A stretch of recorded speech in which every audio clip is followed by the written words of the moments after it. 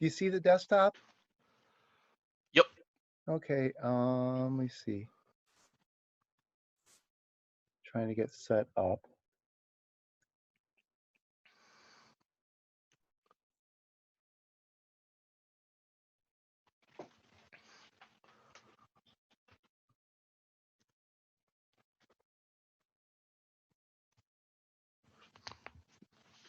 Okay.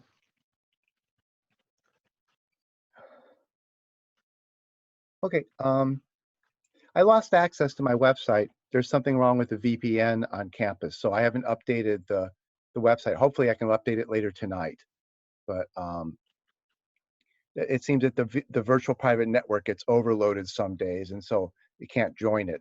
So probably this evening I'll be able to update. And I've got more code to add to this, the stuff with futures. So I'm going to just copy it from my hard drive. I have it on my computer.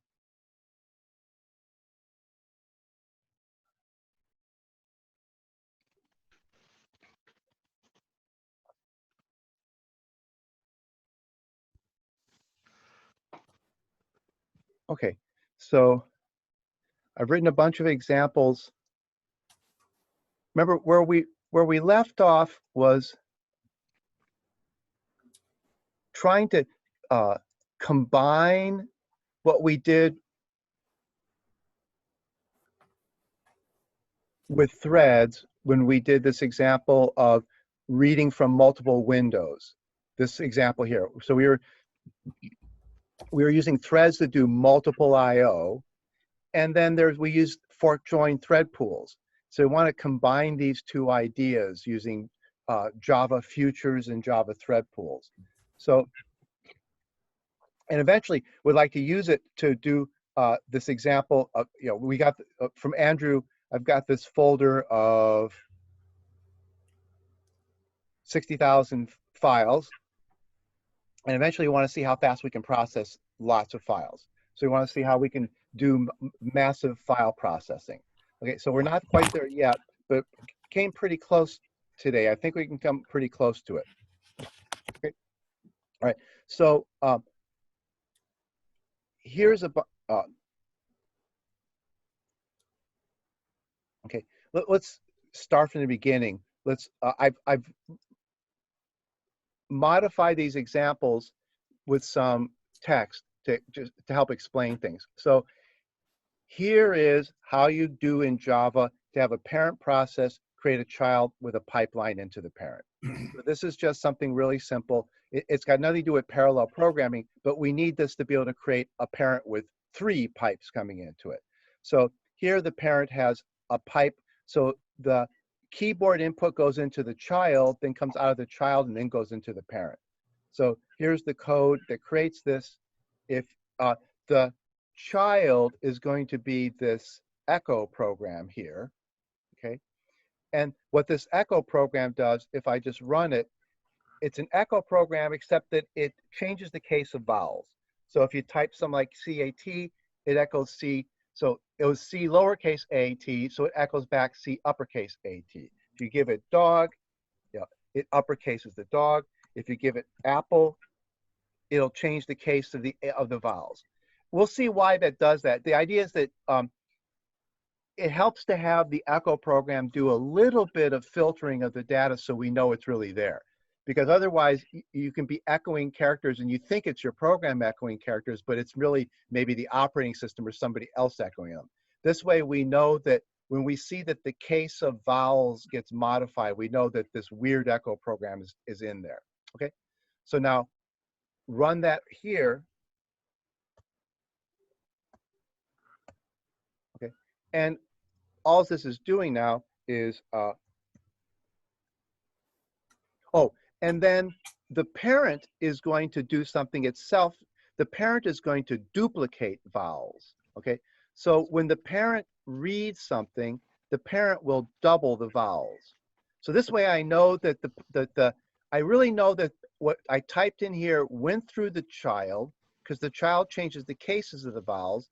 Then it went through the parent because the parent doubles the vowels. So I typed A-P-P-L-E and I got out double A, P-P-L, double E with the E's change case. Okay, So that's going to help a lot. This idea that the child does something to the vowels and the parent does something to the vowels, then we can really see that they're working. So when I run this, we see that I really have a pipeline here. It doesn't, I mean, it's not obvious, but I can, and if I bring up Task Manager,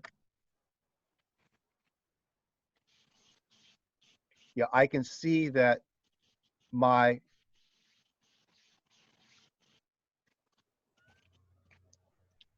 Weird Echo program is running, and also the Java virtual machine is running.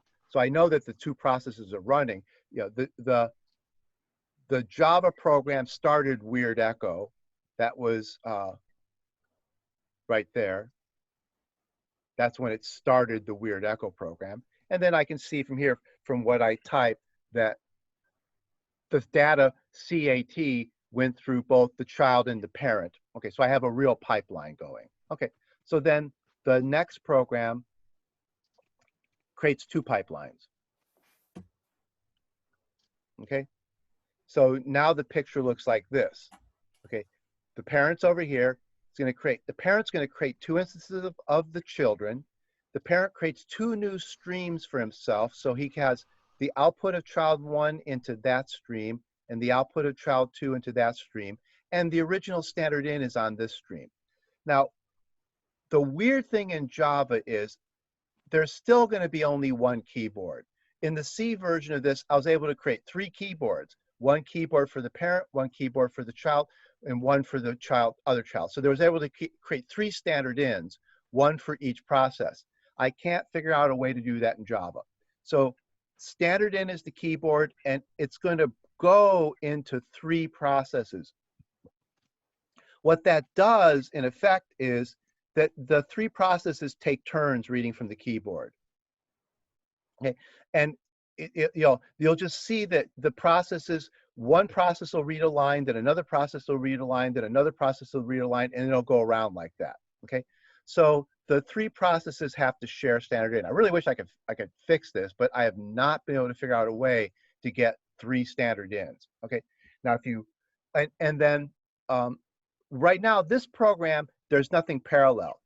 So when you read from any of these streams, you block. You know, that's the normal way that Java reads. Java reads until something is typed. So what it's going to do is it's going to read from this stream until actually it's going to read from this one first until it gets to end of file. Then it'll read from that one till it gets to end of file. And then it'll read from this one till it gets to end of file. Okay? Okay, so it's just going to have three loops. It's going to loop on one scanner till it gets end of file. Then it's going to loop on the other scanner till it gets end of file. Then it's going to loop on the other scanner till it gets end of file. So there's nothing parallel here. This is just to show that I can get three streams into a parent through two different children. Notice that these two streams are filtered by the children. This stream, there's no filter on it. Okay, so if I run this, if I type something here, see, that was child one, because child one's going to double every vowel. Okay, well, I'm sorry, child one, yeah, child one will double every vowel. No, I'm sorry. Make it caps. Pardon me? Did child one make it capital? Yeah, And child one. doubles it? Yeah, Weird Echo made it capital, and then the parent doubled it. Okay, so the parent is doubling it. So if we go down here, the parent is, see, when the parent reads from child one, it doubles every vowel. Okay, and then now watch if I type E, I get no output because the E went to the next stream, but I'm not reading that. So it's just building up in his buffer. So the E actually went into child two's buffer and it's just going to sit there for a while. Okay. Okay. Then I type, say, O. Okay. Oh, now that one went back to child one. So that one went into child 1 and it got doubled, okay? And then if I type like K, I get no output because that one went to child 2. Okay, now right now the operating system is alternating between these two streams, and I don't understand why, but it's bypassing this stream here. It's alternating between these two streams and bypassing this stream for now. Okay, now if I do a control Z, that's closing one of the streams. Okay, that closed child 1 stream. So then the parent switched to child 2 stream, and it got the E and it got the K. Remember, the E never got echoed and the K never got echoed. They were piling up in child 2's buffer. But as soon as the parent went to this stream here, it started getting stuff out of the buffer. This stuff had piled up in child 2's buffer. Okay, now I'm talking to child 2. So if I type O, it's tripled. It's the child uppercased it, but then the parent tripled it. Okay, so now I'm talking to, if I type U, see it's tripled. If I type Q, it just echoes. If I type A, it gets tripled. If I type control Z now, that's closing child 2. Okay, so now child 1 and child 2 are closed. So now the parent goes to this standard in. Okay, the parent's reading from this standard in. Okay, and now if I type, say, A, it gets quadrupled. But it doesn't get uppercase because there's no weird echo in here. So now I'm talking to the parents talking to that stream. I don't know why the Windows operating system alternated between these two streams until they closed and then switched to this stream. We'll see that when we parallelize this, we're going to parallelize it in a minute, but when we parallelize it, it alternates between all three streams. It'll go this stream, then this stream, then this stream, and this stream. Right now, it was alternating between these two streams until they were closed, and then it went to this stream. It's very hard to track down how the operating system treats these streams. That's why I don't like having 3 streams being shared by, well, having one stream being shared by 3 processes. It becomes very hard to keep track of what's going on. It's a lot better to have 3 streams for 3 processes, but I can't get Java to do that. Now, if I type Control Z, the program's done. Okay, all right. Now, there was nothing parallel there. The program read from this stream until it was end of file, then it read from this stream until it's end of file, then it was reading from this stream until it's end of file. Okay, now we want to set it up so that the program can read from any one of the streams in parallel. Okay, so that whichever stream is ready will, okay, so now there is a threaded version of this. Okay. Okay, so now this is going to be, there's going to be 3 threads, 1 thread reading from this, 1 thread reading from this, and 1 thread reading from this. Okay, so things are going to happen in parallel. And down here, we see that here's a thread class. Okay, the thread class is given a scanner and a count of how many times it's supposed to duplicate the output.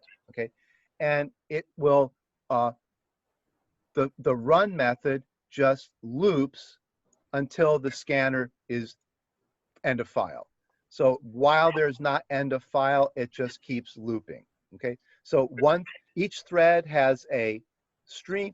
Each thread is given a stream to read on, and it just reads forever on that stream. Okay, so if I compile this and run it, okay, now if I type A, I get 2 echoes back. If I type O, I get 3 echoes back. If I type U, I get 4 echoes back. Now what that just did is it just cycled from child 1 to child 2 to the parent. So it cycled this stream, then this stream, then that stream. And it's going to cycle between those streams now. If I type I, 2 echoes, that came from this stream here. If I type O, 3 echoes, that came from this stream here. But notice I'm getting the echoes back because there's 3 threads now. So this process has got 3 threads, one that's reading from here, one that's reading from here, one that's reading from here. The bizarre thing is that the operating system is parceling input to this one, then this one, then this one, then this one again, then this one again, then this one again. But each stream has a thread that reads from it. Okay?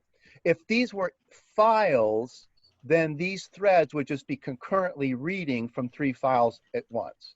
Okay? All right. So now I've got, now this is giving me parallelism, but it's actually, if we were to switch over to reading files, there'd be a problem with this. Okay? Suppose this represented a file, and this represented a file, and this represented a file. Okay? And I've got one thread to read that file, one thread to read that file, and one thread to read that file, which it seems fine. I've got parallel I/O, but I don't have load balancing.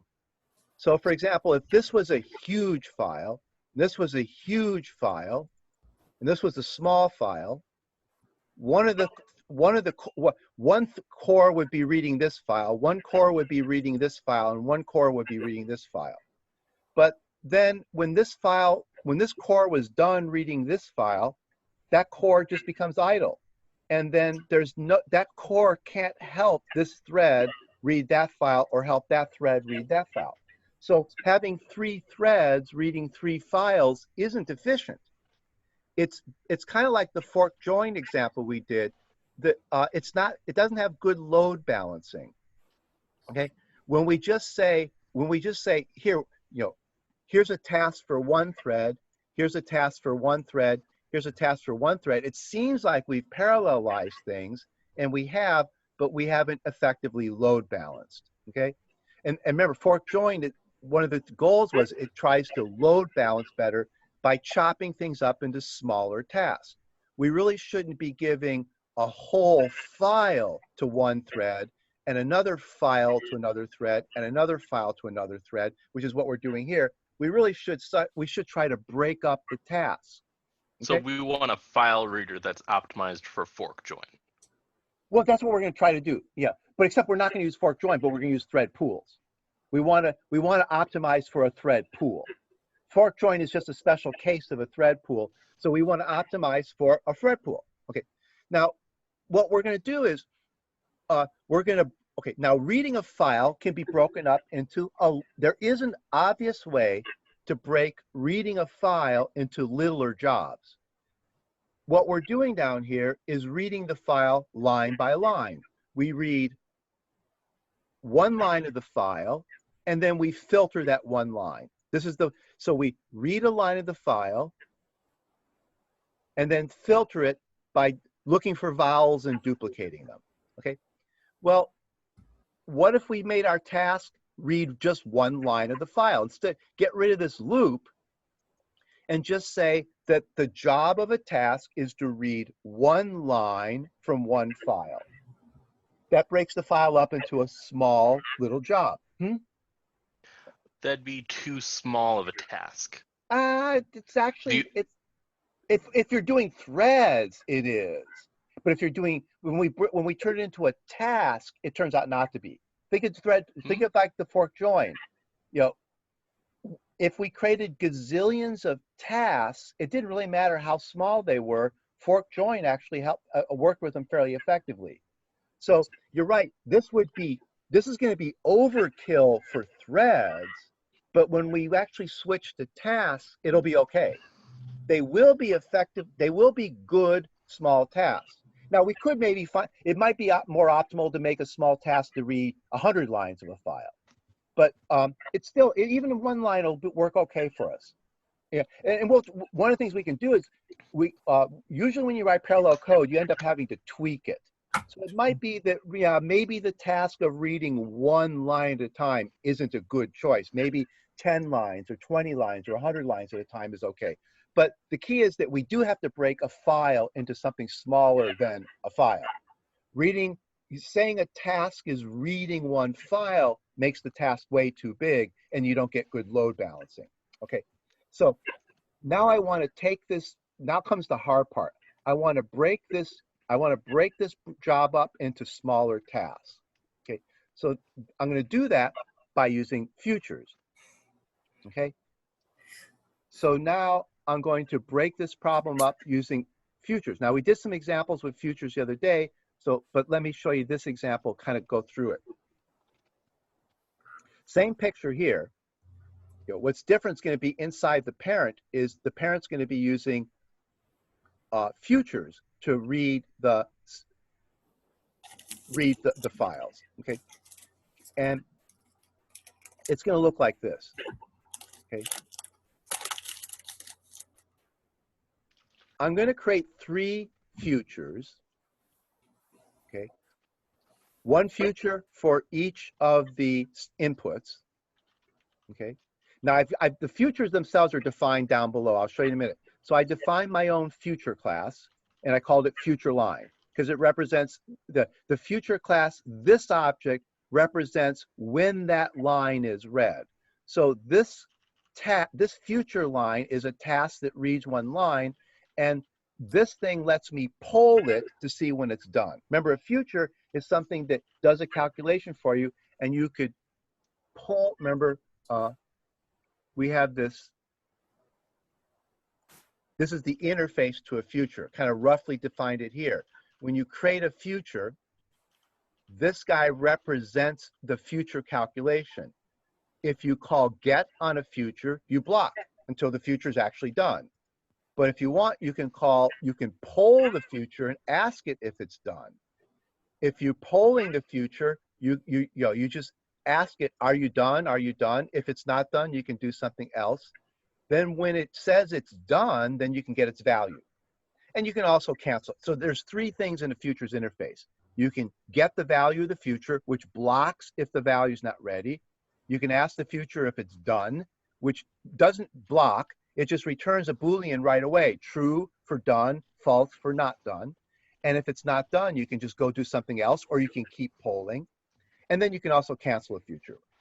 Okay, we won't be using the canceling. I mean, I haven't seen any real good examples of when you need to cancel futures, but it must be important enough that they put it in the interface. Though I haven't seen examples yet of, oh, I remember, the classic example of canceling, actually it is real important, is in web interfaces, okay? The idea that I load a page. Okay, here's a page that takes forever to load. Okay, now this page is loading and loading, and see, and then I decide to, right now, there's a whole bunch of futures that are loading all this stuff. Then I go, I don't care. What should happen now? What should the browser have done to all those pending downloads?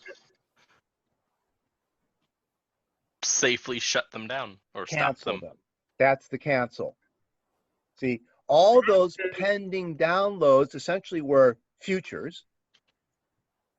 And when the user closed that tab, the browser should then go through and cancel every one of the pending I/O operations it hadn't completed. That's actually the classic use case for the cancel. Okay, because in old days, the browsers weren't well designed. And when a user would close a page like that, the browser in the background would still possibly be downloading all the images that were in that page, even though they were never going to display. And the more modern version of browsers was to realize that when somebody closes a tab like that, there's no reason to keep going with the downloads. So the idea that JavaScript has these futures built into it, they're a real important part of JavaScript. That's where cancel comes in. The browser would then go through and cancel all the pending downloads that it, because you can see how it's not unusual for you can see how there's lots of stuff. See how things are starting to pop up. Yeah. So things are happening, but I could still say, oh, I don't want to wait for all this stuff to happen. I'll just close the page. So then the things that hadn't finished yet, those futures get canceled. Okay, so that's a classic example of a use case for the cancel operation. Okay, now back over here, I'm creating 3 futures. Each future represents reading 1 line. Okay, just 1 line. Okay, then now when when I create the futures, these futures start working. So these futures are doing their calculation. So then I want to go into a loop where I want to poll them. So here is my polling loop. Now, I'm going to keep track of, I'm going to have a variable that keeps track of when one of the children, when one of the streams has reached end of file. Okay, so I called it child one is done. I probably should have called it child one end of file. So these Booleans are keeping track of when one of the streams hits end of file. Okay, so while I have not hit end of file on all three of the streams, I'm going to poll each future. Okay, now see, here's polling a future, but I don't want to poll it if it's done. So if the future is actually already hit end of file, because of the short circuiting here, I'm going to keep track of when the futures hit end of file. So if it hits end of file, I don't poll it. Okay, so I poll the future. If the future is not done, but it is, well, if it's not end, oh, actually I did, oh, that was really bad naming, because this is done meant end of file, and this is done as the futures is done. So this really should have been child one. Actually, I'll probably just change it now. End of file. Okay. And this is child two, end of file. Because that's, I hadn't even realized how badly named that was. So end of file. Okay. So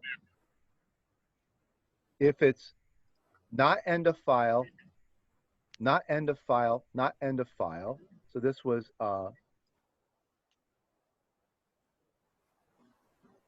if it's not parent end of file, and not child one end of file, and not child two end of file, okay.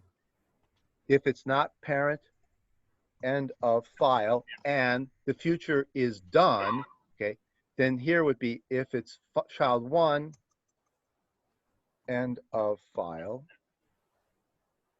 Okay, this will be a lot easier to read if it looks like this, end of file. Okay, so if you haven't yet hit end of file and the future is done, you're going to go ahead and get the future. Okay, now the future returns a value. The way I have it set is that the future returns a null string. That means it's end of file. Okay, so when the future returns a null, there was no input on that stream, so that's end of file. Okay, so then I change these to end of file. Okay.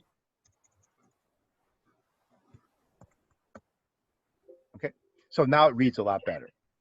Okay, so now okay, so while not end of file on the three streams, okay, check if we haven't got end of file on this stream, let's ask if its future is ready. Okay, if the future is done, then I get the value from the future. Remember, this won't block. If I know the future is done, this won't block. If it isn't a null value, that means it's a string. So I can print out the future. Notice I'm getting it twice. Yeah, I'm not being real super efficient here. I get it once and I get it again. Yeah, so I could have maybe optimized that a little bit.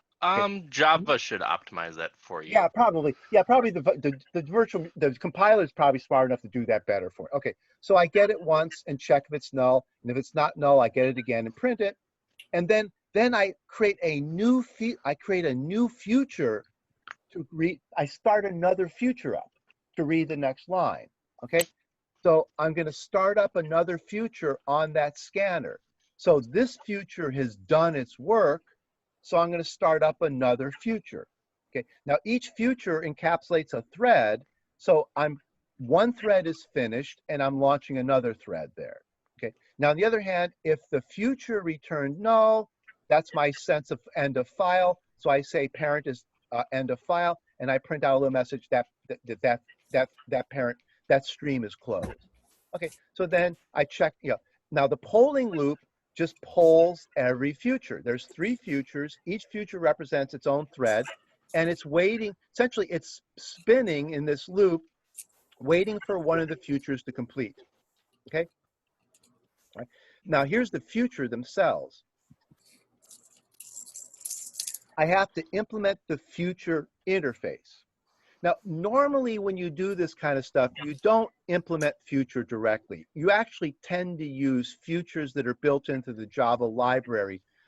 But so, sometimes you implement your own futures. More often than not, you use futures that are built into the Java library. There's a lot of built-in futures that are convenient for certain kinds of calculations. Here, I want to show what it would be like to build your own future. Future is an interface, and you have to implement the three main pieces of the interface. You have to implement get, is done, and cancel. Except I don't know how to implement cancel in this case. Okay, so I'm not even going to try to implement cancel because I don't know how to. I don't know. Well, I do know how to cancel a thread, but it's a real nuisance. I didn't feel like writing the code to cancel a thread. Okay, so mainly we're going to implement the constructor of the future, which launches the thread that does the future. So our future encapsulates a thread, which reads, notice that this future is not a while loop. This thread just reads one line from the scanner. And see, this line blocks. So this thread will block on one line, okay? Now, if it returns null,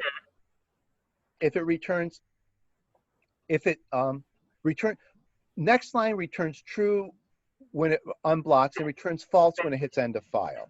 So if you call scanner has next line and it returns false, that means it's hit end of file. So that would be the result is null. We've hit end of file. If the scanner, now this blocks, so our thread is just going to sit there and wait for input to show up.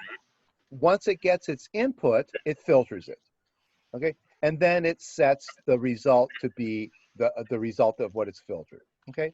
And then we start the thread right away, okay? So we define the thread and start it right away. That's our future. Our future is running the thread. Cancel just doesn't really work. Get will block. Remember, get is supposed to block if the result's not ready, and then when the result's ready, return the value.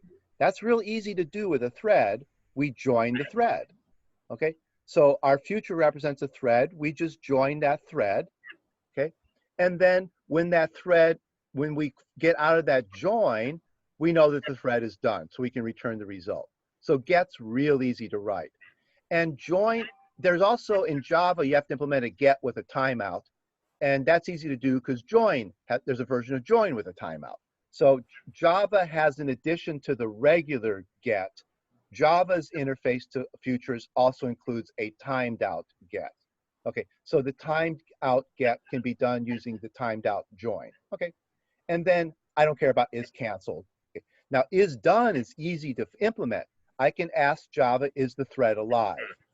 So Java has a nice way to, having a future encapsulate a thread, it's easy to implement the get and the is done. It's not too hard to implement cancel. There's a little bit, you cannot just cancel a thread. If you kind of go, if there's a little bit interesting to do this, if you look up the thread class in Java, they used to have a method for canceling a thread, and it was the stop method. Yeah. Wasn't there like 3 of them too? Like Yeah. destroyed or something like that? Well, I don't know. There was stop. Stop was the way to. There was a number of them, yeah. Yeah, and they deprecated them because they were very unsafe. Because if you stopped yeah. the thread and it was holding a lock, you could get deadlocks. So they realized that it was a dumb idea to just cancel threads. And here's a long explanation of what you're supposed to do to cancel a thread. They kind of tell you here what to do. Basically, you have to set a flag and tell the thread to check the flag, and the thread should stop itself when it sees the flag set. So it's a kind of cumbersome thing. You really don't have a way to stop a thread. You're basically supposed to tell the thread, you're supposed to use a little flag saying, please stop. The thread should check the flag every once in a while, and if it sees the flag set, it should stop, okay? It kind of, they say it right here. All right. They should be replaced by code that simply modifies some variable to implement. The thread should check this variable regularly, whatever that means. What does regularly mean? Every millisecond, every 10 milliseconds, every second or two, whatever. So they basically tell you to just, essentially it becomes like a polling loop. You're just supposed to check this flag every once in a while, okay? For a lot of threads, that's not an easy thing to do. Like if our thread is blocked on, see, for example, if our thread is blocked on read line, there's no way that the thread can be canceled. So this is a good example of a very difficult to cancel thread. The thread will be blocked on next line, on has next line. The thread is blocked on has next line. There's no way while it's blocked, it could be checking if it should be canceled. So this really doesn't work. Would that be a situation where you need something like an interrupt? I don't know if they have it here. Yeah, that would be something useful, an interrupt. But I don't think Java has interrupt. Right. They do have interrupt for threads, but that's not what it does. It doesn't really interrupt the thread. It does have interrupt exceptions, so I'm guessing it can handle them if you somehow raise them. The interrupt exception is really not what you think it is. It is not an interrupt. It is just another one of these little flags that you're supposed to check. It does not halt.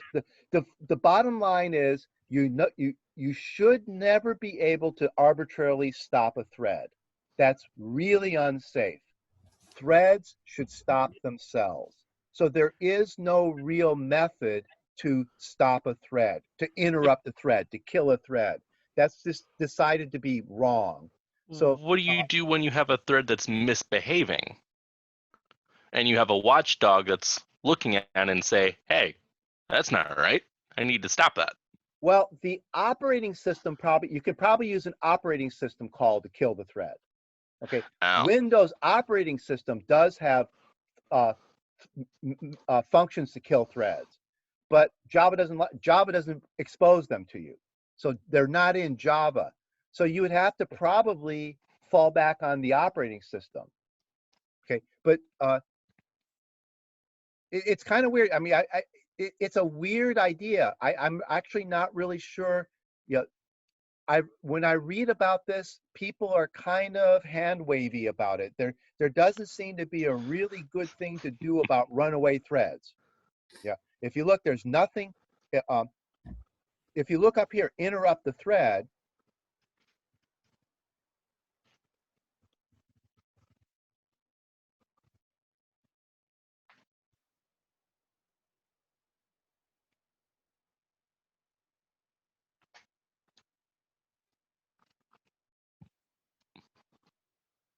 Let's see.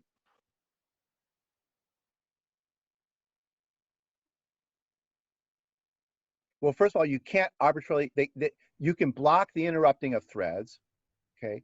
And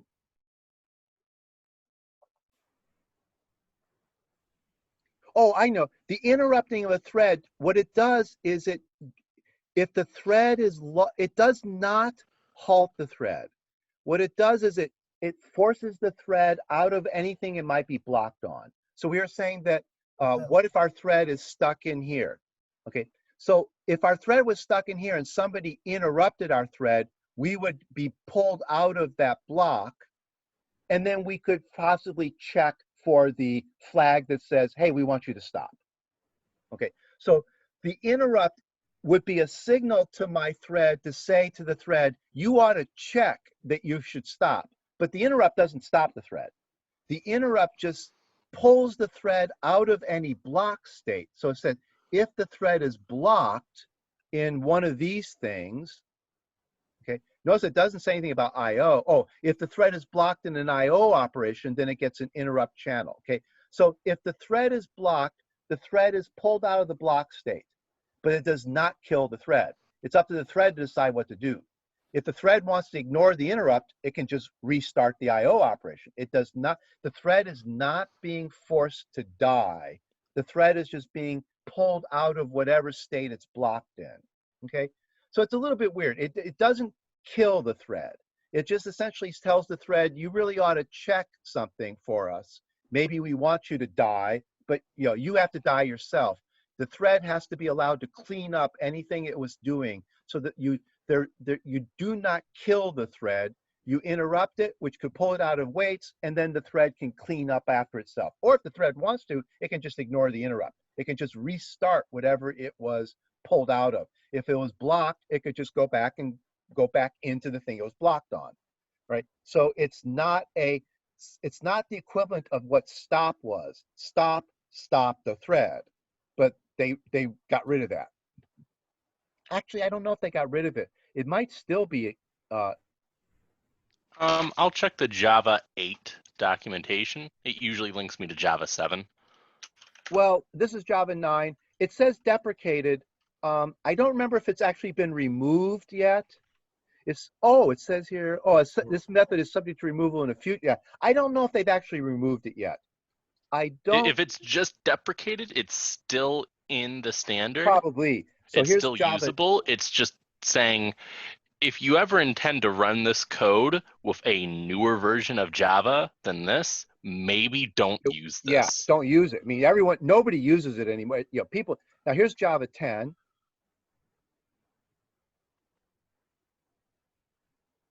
Yeah, it still seems like it's there. I mean, it's Java 10.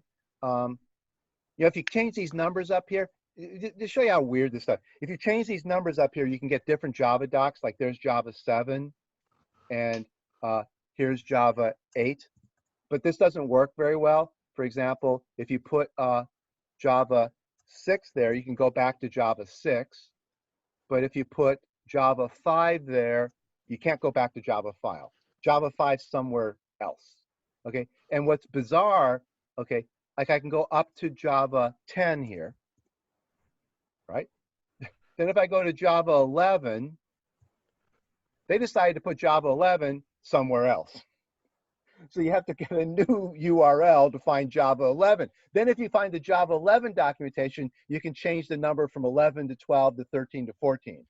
Yeah. So why the heck did they break the stream of Java docs? For 6, 7, 8, 9, 10 is one stream of Java docs. Then you start a new stream of Java docs, 11, 12, 13, 14, which is just kind of annoying. Yeah. So if you're in one stream of Java docs, you can't just keep on going through them, because sometimes it's really useful to compare the Java docs of different versions of Java.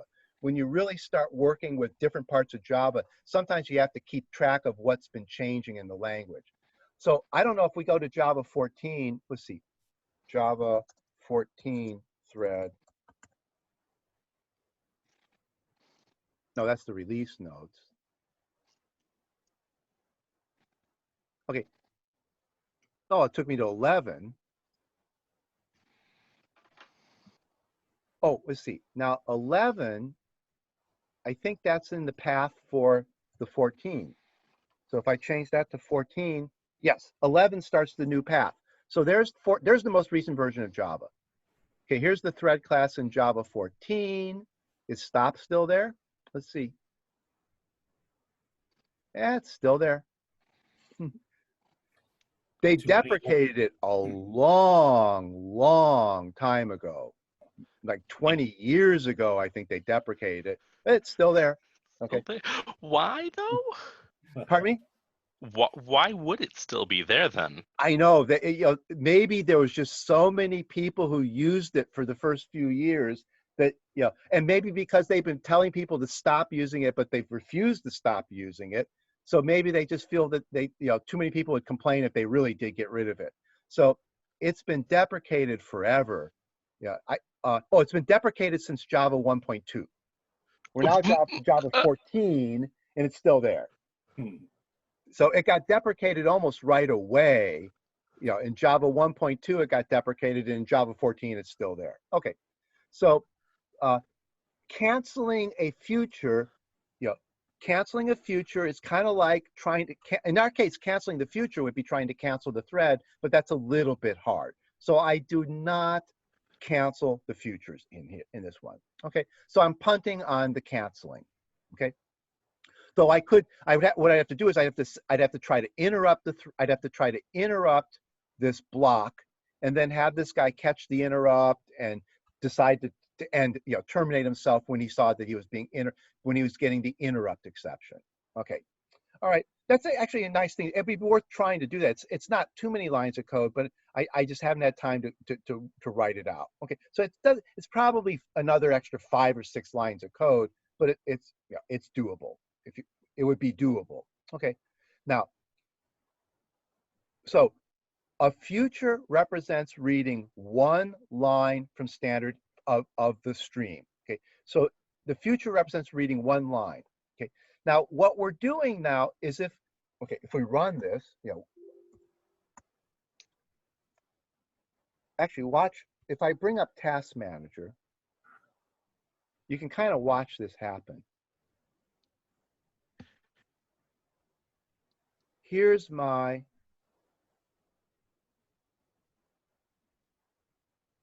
Java virtual machine.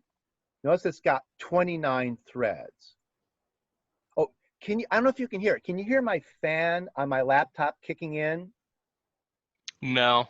Okay, the fan on my laptop's kicking in because we're polling the futures, which means that the CPU is going to each future. Are you done? Are you done? Are you done? Are you done? Are you done? That's actually a bad way to do this. You didn't implement a thread sleep? No, because I don't know when the future is going to be ready. See, what I don't want to do is put the main thread to sleep for 10 milliseconds and then waste 10 milliseconds when I could have caught a future. So I'm actually literally constantly polling the futures so that I would have a responsive program. What we'll see is eventually we'll find the right way to do this. We want to get rid of polling and want to replace it with events. So we have to build up to the right, the right idea requires a lot of ideas. Okay, so right now my CPU is very busy polling the futures.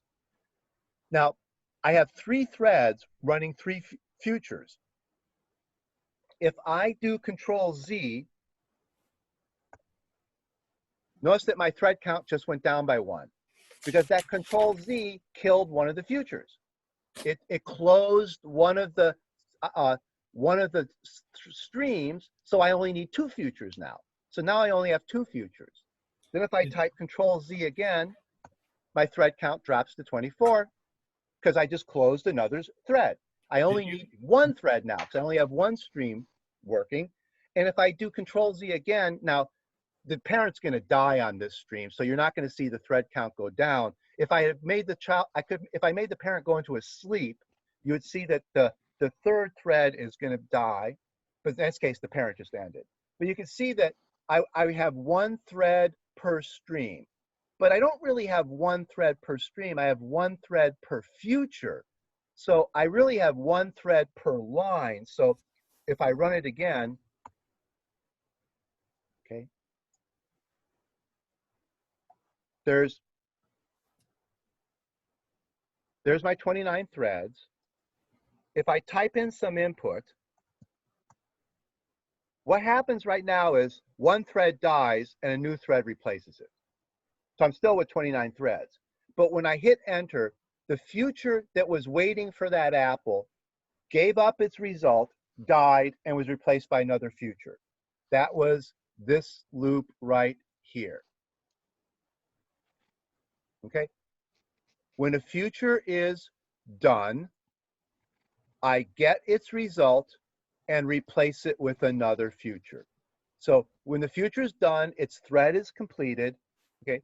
And then I immediately replace it with another future. So you don't see, it happens so fast, you don't see that the thread count went,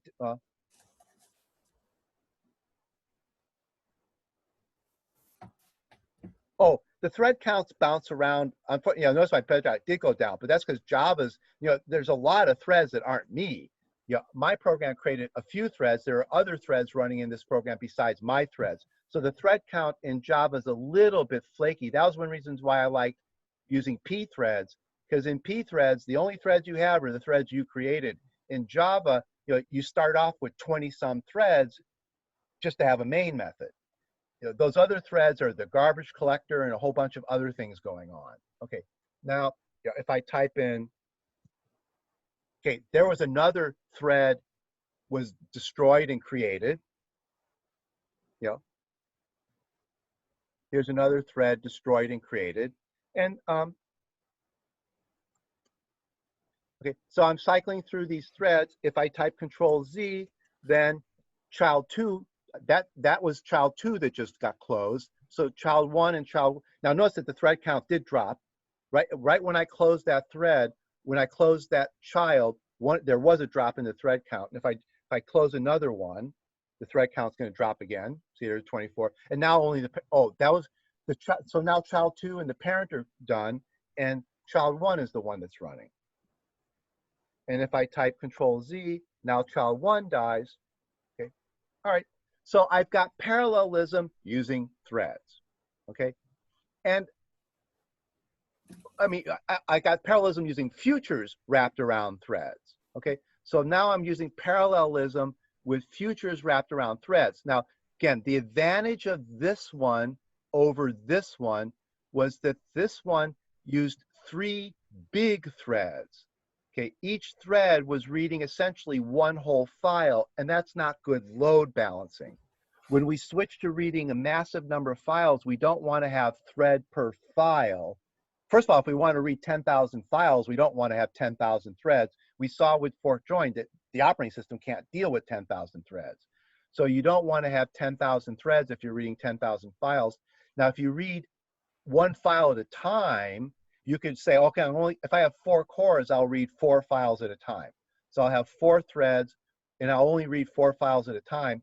But that turns out to not be so great, because one of the things about this is it takes a little bit of time to read one line from the scanner. Every time a thread blocks here, it's not really doing any work. So for the tiny bit of time that it takes the thread to read one line from the hard drive, there's actually no work going on.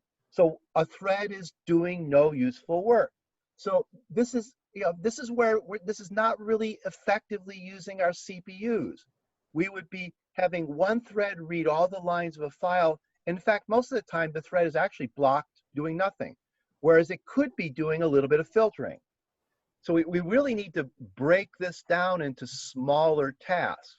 Eventually, we're going to break the eventually what we're going to do is this task and this task will be separated. We'll have a task that reads one line from a file and a separate task that filters that line. Okay, and we'll see that we can get much more efficient. We can get this thing to be more efficient by breaking up the tasks into being something that does a little bit of I/O and something that does a little bit of calculation. Okay, so with the futures, we now have futures that represent a small unit of work. Okay, but what's bad here is that if we really did want to read large numbers of files, creating one thread per line is going to kill us. Okay, this won't scale. Having futures where every future wraps a thread isn't going to scale to reading thousands of files that have thousands of lines, because I'd be creating thousands of threads. So I wanted, like we did with the fork join, I want to replace threads with tasks. I want something that doesn't, I want to create a thread pool. Okay, so the next version of this is, instead of using futures, we're going to use an executor. Okay. Okay, so now we're going to use a combination of futures and a thread pool. Okay, what we're going to do, okay, let me close some of these.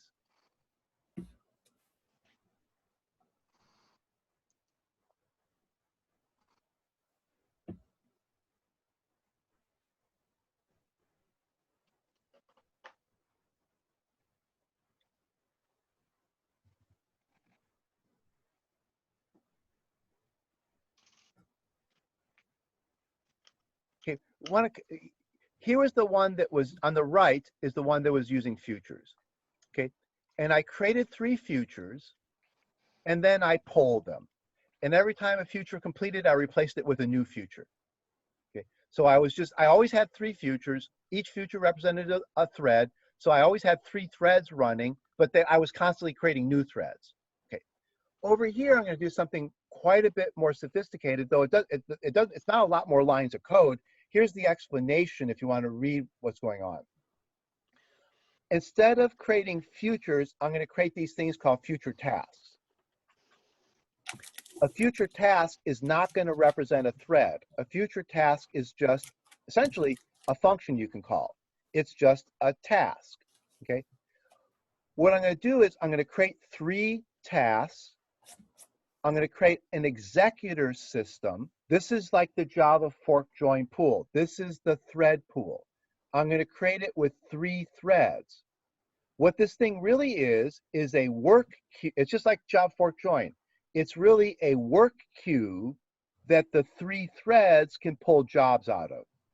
It's not really a thread pool. I mean, people call them thread pools, and I think that's really a mistake. They're not thread pools. See, notice that even in Java, see, I call the new fixed thread pool. Well, the real thing, the fixed is that there's 3 threads.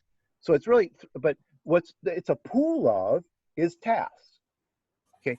It's a work queue of tasks. And here, what I'm going to do is in the pool, I'm going to say, put that task in the pool, put that task in the, so execute means put the task in the pool. So that puts a task in the pool, and it puts a task in the pool. Now, once the task is in the pool, this is not a fork join pool, but it's a similar kind of idea. Each thread that's in the thread pool will pull a job out of the work queue and do it. Okay. So each thread will just pull a job out of the work queue and do it. Now, what it pulls out of the work queue is a future task, which is a future, but it's a future that isn't wrapped around a thread. It's a future just represents a little bit of work to do. The thread in the work pool does the work, and when it's finished doing the work, the future is done. Okay. So instead of each future carrying its own thread with it, the futures don't have threads anymore. The threads are in the thread pool. The thread pool pulls a future out of its work queue, does the work of the future, and then the future is done. Okay? So then I go into this loop here, which is very much like the loop over here. They're almost the same loop now. Okay? They're almost the same loop. Okay, I should have changed this. I mean, I'll go back. This is all is end of file, is end of file, is end of file. I'm not going to go, but yeah, it was the end of file thing, not the here actually it is. Well, yeah, it's end of file here. Okay, so I'm keeping track of when the parents have reached when the streams have reached end of file. Okay, I'm going to poll the futures just like I did over here. I'm polling this is almost exactly the same code. The only difference is when a future's done, I will get its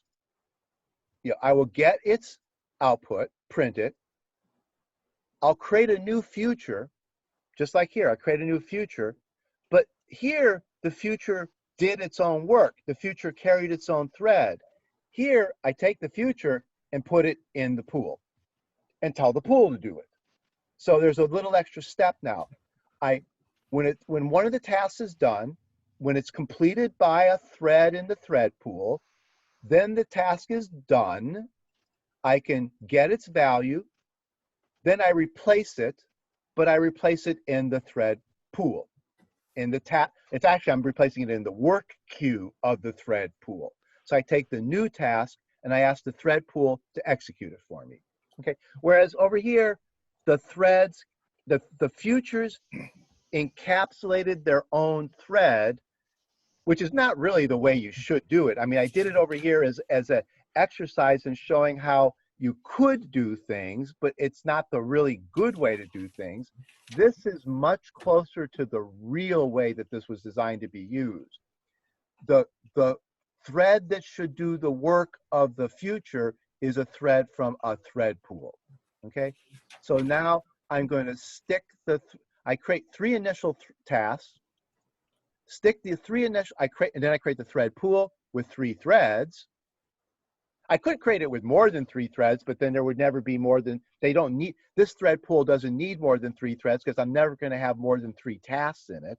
Okay, then I just tell, those 3 threads are fixed. There's just 3, from the operating system's point of view, the operating system creates 3 threads and that's it, it's done. Over here, the operating system was constantly having to create new threads. If we were reading 1,000 files with 1,000 lines each, we'd be creating 1,000,000 threads over here. Here, if we're going to when we end up reading 1,000 files with 1,000 lines each, it's still 3 threads. It'll be 1,000,000 tasks, but that will not cause the Java virtual machine to skip a beat. Having the Java virtual machine create 1 million objects doesn't make it hiccup at all. Okay, creating 1 million threads causes the operating system to die on you. Telling the Java virtual machine to create 1 million objects doesn't cause it to skip a beat. Okay, and then the polling loop here is very similar to the polling loop here. The only difference is when you create a future here, the future encapsulates its own thread. When you create a future here, the future doesn't encapsulate a thread, so the future has to be put in a thread pool.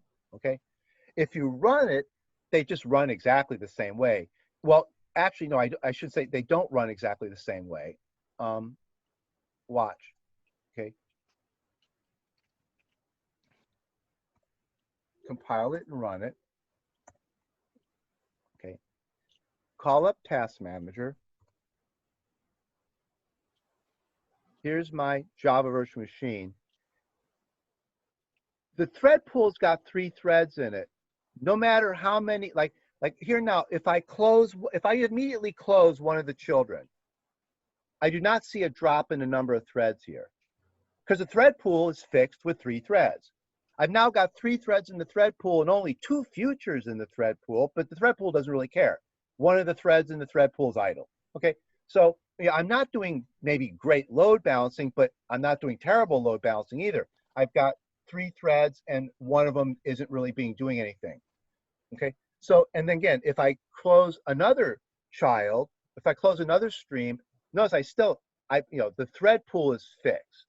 So the thread pool has got 3 threads in it. Okay, so that's the only difference between this one and the previous one. I'm still polling, like you don't hear it, but my fans have all kicked on because my CPU is actually doing more work than it should be. I'm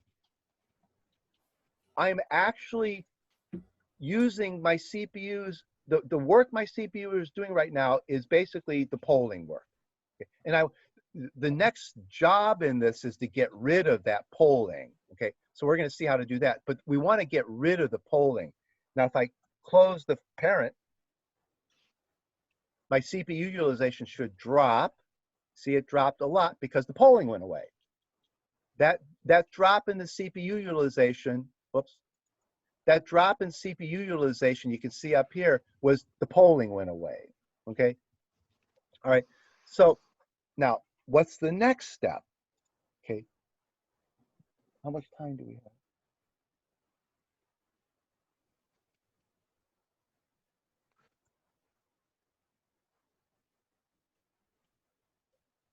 I lost my timer. We have 10 more minutes left. 10 more minutes. Yeah, I put a timer up on my desktop so I wouldn't lose track of time, and the timer disappeared. I wonder if I accidentally, maybe I accidentally closed it or something. So I was looking for my timer and it's gone. But I realized that I was losing track of time, so I put a little timer on my desktop, and somehow it went away. Okay, all right. So let's look at the next. The next iteration of this is to try to get rid of the polling. Okay, so Java has another kind of executor. Okay, there's something called a completion service. Okay, and now we're starting to get to something much closer to being what's right. Okay, okay. What I do here, it kind of looks very similar to what I was doing before. Okay, I'm going to create 3 tasks. They are not futures. They are just tasks. They are runnable. They're actually the tasks now are actually there's something called callables. There's something you can call. They have a method called call. Very creative name. They have a method called call instead of having it called run. They're called callables. So my task essentially is a wrapper around a function to call. Okay, so I create 3 tasks. Okay, then I create a thread pool with 3 threads, but then I wrap around the thread pool something called an executor completion service gets wrapped around the thread pool. Okay, So I've got an executor service wrapped around a thread pool, okay? What this allows me to do is essentially have a way to ask, the executor service lets me ask a question like, is there a completed job in the thread pool? Has the thread pool finished something? So right now I have, what it gives me is gives me this method called take, which is a blocking method. I'm not polling anymore. I'm saying to the executor service, take a completed job out of the executor service. So the executor service is wrapped around the thread pool. Notice I don't put things in the thread pool directly now. I submit tasks to the executor service. See, there's an extra layer of abstraction now. Instead of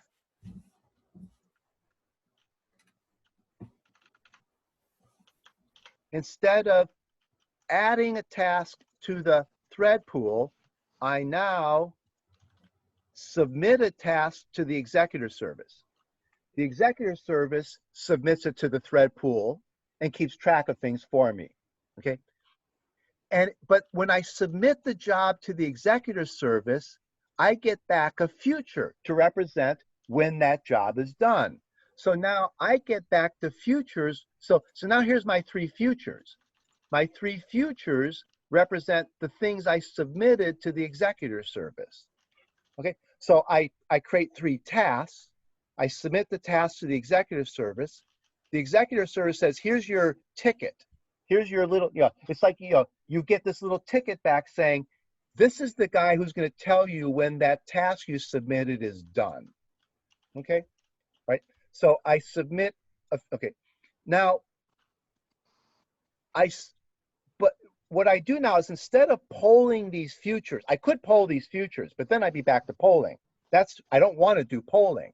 So what I do is I ask the executive service to take something, to give me something when it's ready. When a task has been completed, the executive service says, well, here's a future for you. It's one of the ones it's a future that completed. Then I do a comparison. Is it my future? Remember, this future represented one of my tasks, this future represented one of my tasks, and this future represented one of my tasks. So then I said, the future that I just got out of the executor service, I compare it. Is it the future is it future 0, or is it future 1, or is it future 2? Okay? So I'm not polling now. I'm blocking. This is a blocking call. I block until one of the futures is done. I get back a future, but I don't know which one it is. So then I ask, is it future 0, future 1, or future 2? And then if it's future 0, I know that that's something that the parent did. Now, that future is finished, so I have to create a new task and submit it to the executive service. So this is how I feed. So that task, that future represented reading one line from a stream. Now that line is read, I create another task to read another line from that stream, and I submit it to the executive service. Okay? So now I'm not polling anymore. Okay, I can run this. If I run this and I look at Task Manager, it's not gonna, like, the fans on my CPU are not blazing right now. There isn't the load on the CPU of the polling. Right now, I'm blocked. Like right now, my program is blocked in this take because there were 3 futures submitted to the executor. The executor submitted the 3 futures to the thread pool. The thread pool grabbed the 3 futures and ran them, but each future is blocked on next line. Okay, they're all blocked on next line. So the 3 threads of the task pool are blocked on 3 calls to has next, and my main method is blocked on waiting for one of those tasks to complete. If I go over here and type something, now I know which future that is because the stupidity that it's always going to be child 1 that gets the first IO. So child 1's going to get this future, though if we were doing this with real file IO, we wouldn't really know who got the future first. Okay, so I hit enter. Okay, That was child 1. Okay. Now what happened there was one of the tasks completed, so one of the futures completed, so the executor service was able to return here with the future that completed.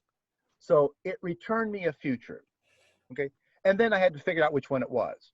And it was actually this one. It was this future. Okay. Because I kind of know which one it is, because the stupidity up here is that it's always going to go child 1, child 2, parent, child 1, child 2, parent. Okay. So I knew which future it was. Now if I hit cat here, that's going to go to child 2. I know that that's going to go to child 2, and the proof is that child 2 is doing tripling vowels. See, so there's the weird echoer took the A and made it capital A, but the parent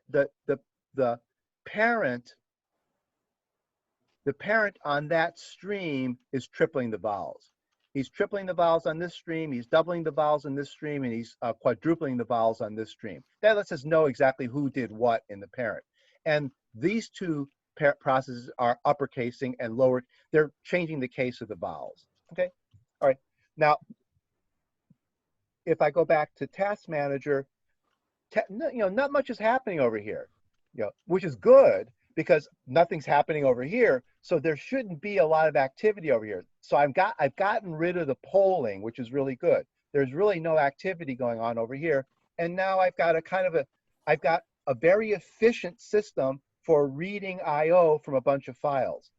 Okay. Now what we want to do next, and we're running out of time, and I don't even have the code written for this, is now replace 3 streams of standard in with, say, 100 files or 1,000 files. Okay. See, now we would like to replace these with going to this folder. I don't think we're gonna, I'm probably not going to do 40,000 files at once. Okay. So I think what I'll do is maybe just first try a few hundred of these files. I thought what I was thinking would be a good idea.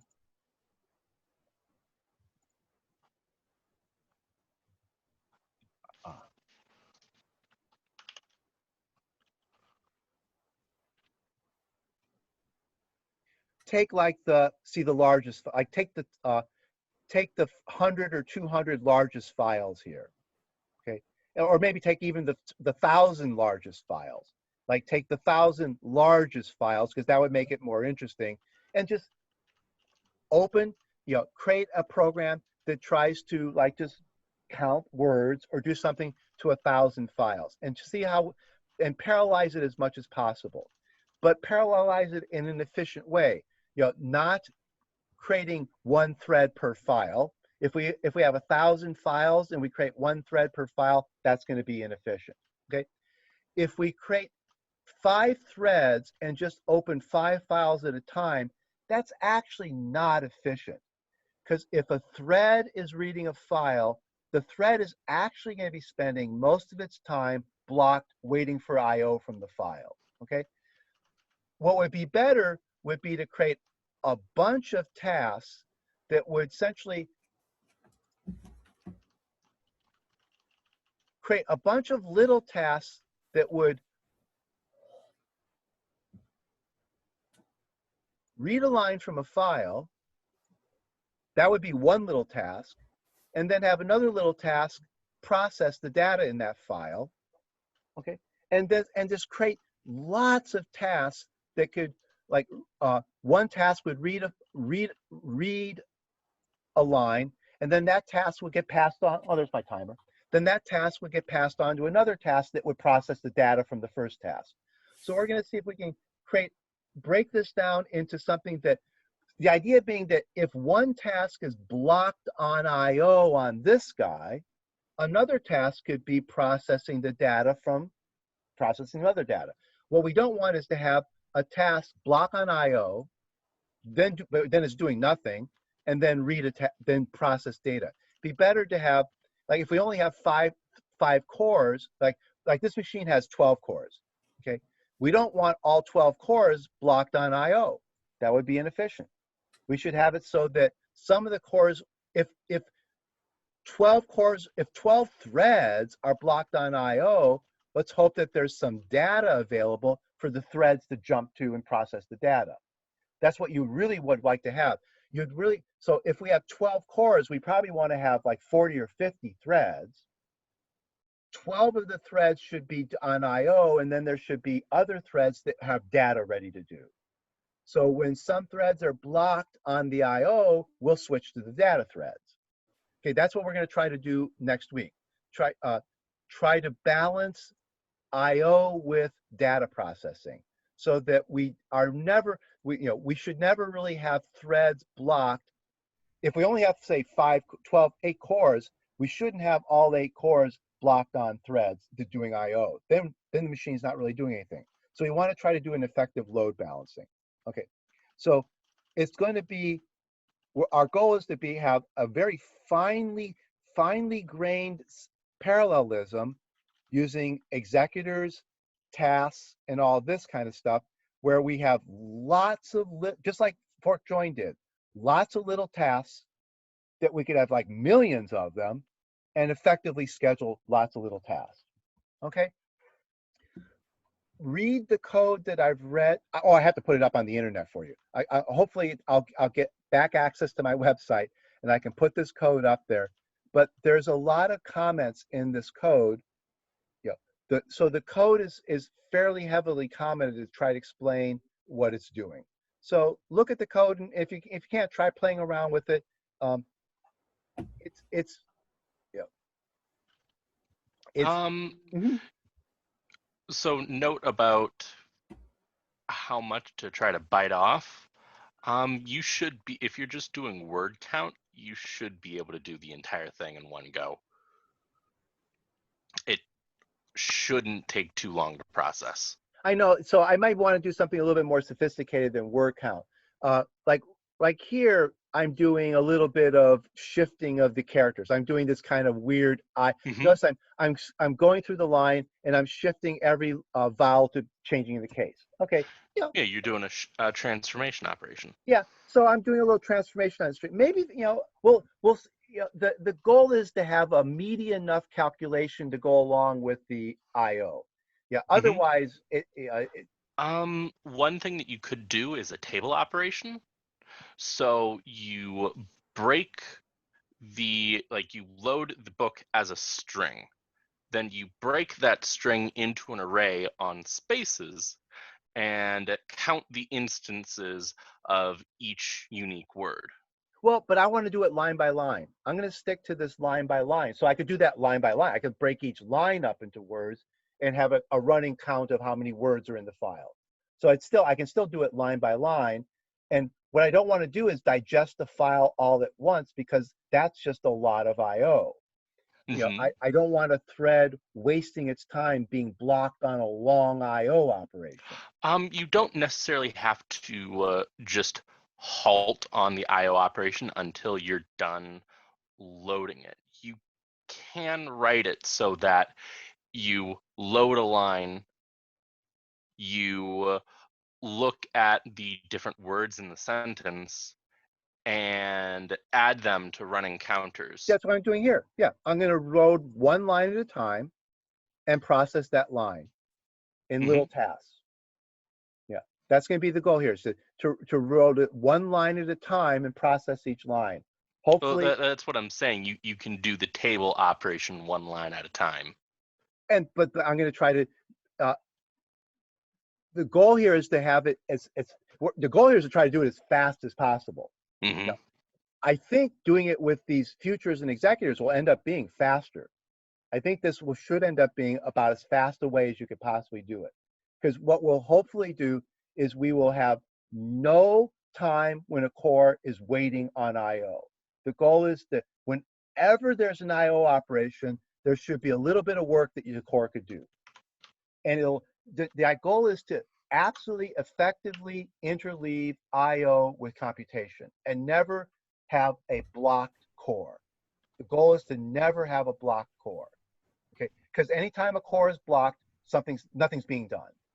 Okay, so the goal here is the goal of this whole model of doing parallelism is to just have it so that there's never a wasted CPU cycle. Yeah, if somebody's blocked on I/O, then the CPU immediately switches to a different thread that has some work to do. Hopefully, it's this work that'll be done. Okay, so that's what we're going to try to do, and it'll be up to we'll have to try to benchmark it to see if it is faster than other way. We'll do different ways of doing it and see which one ends up being faster. You know, uh, the goal is to write it multiple ways and see which way ends up being fastest. So that's what we'll try to do is we'll try to write it more than one way and see if we do we get significant speed up if we do it one way versus another way. Okay. Okay, so that's going to be next week's goal is to try to switch from this simplistic just keyboard streams, 3 of them, to have a whole bunch of file streams, but do the same framework, but now with lots of file streams and see how fast we can whip through files. Okay, all right, so I'm going to go ahead and end things here. If you have any questions about this, okay, the code's not available. Like I say, I'll try to get it up there as quickly as I can. Hopefully when we get off of this, the VPN is back to working and I could connect to the file server and upload this code to it. So I'll try to get the code up there as quickly as possible. Please look at the code, and if you have questions about it, let me know. Okay? I do have one question. Yeah. Will we have time to do a section on pipelining? Oh, I don't know if that might be part. We might be pipelining to break this thing up into 2 steps.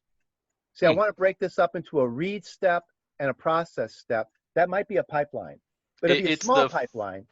It's the form of parallelism that I'm most familiar with, but I'd really like to learn more about it. Okay, yeah, because it's very easy to use. Yeah, this might end up being a baby pipeline, a small 2-step pipeline between a read step and a process step. Okay, so there might be a I thought of that might be how we do that, is to break this thing up into two pieces of work, a read and a process. So it might be a 2-step pipeline. I'm not sure if that's going to be the best way to do it, but it might be. Okay. That's generally how I write all of my text processing pipelines. Is one thing is reading from the file, spitting that into a pipe, and then something else is processing. But I think what we're going to be doing is we're going to be pipelining these executors, these thread pools. So I think what's going to happen is I have a feeling what's going to happen is we're going to have 2 thread pools, one thread pool for the first stage, which are all the reads, and then another thread pool for the second stage, which are the processes, and somehow stuff's going to move from one thread pool to the other thread pool. I'm not sure how, that's my sense of how it should be done, but I have to figure out how Java does that. But I'm thinking that we're going to create a pipeline of these thread pools, which is not your normal kind of pipeline, but it would be stuff, will flow from one thread pool to the next thread pool, where one thread pool does the threads that do I/O and one thread pool does the threads that do processing. Okay, so we'll see. But that's a kind of so I'm thinking of it as a kind of a pipeline. Okay, all right. And yeah, if you have any ideas, if you see any, if there's something you think might be useful, let me know, because yeah, there's a bunch, there's gobs of way of doing this stuff. This is a world that's very up in the air. This is stuff that's changing almost every year. This stuff changes.